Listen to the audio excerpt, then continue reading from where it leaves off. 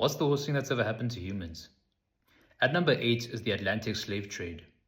While most of the world practiced slavery in one form or another, and slavery still takes place in some parts of the world such as Africa and has largely been eradicated in parts of the world such as North America and Europe, the Atlantic slave trade stands unique in that it was one of the most rapid and large-scale slave trades in human history and has caused racial divisions that have lasted for centuries.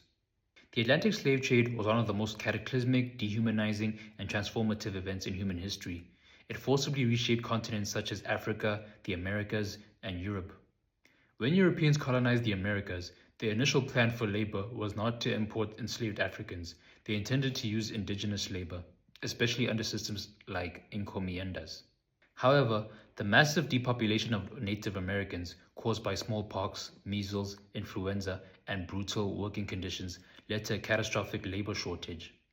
In some areas, up to 90% of the indigenous population died within a century of contact. This collapse left European colonists with vast plantations, mines, and colonies that had land and resources but no workers. So they turned to Africa, where there were already existing slave markets and systems of enslavement in parts of West and Central Africa. A major misconception about the transatlantic slave trade is that Europeans simply invaded Africa and kidnapped millions of people. In reality, only a small fraction were taken that way. The vast majority of slaves were sold by other Africans, often prisoners of war, criminals, or members of rival ethnic groups. Powerful African kingdoms already practiced slavery for centuries before European contact, and their militaries were far too strong for Europeans to raid freely. It would have either ended in catastrophic warfare and Europeans being decimated or losing huge swaths of their armies to warfare. So the Europeans opted instead to trade with the Africans. European traders relied on negotiation and commerce, not direct conquest, to obtain enslaved people.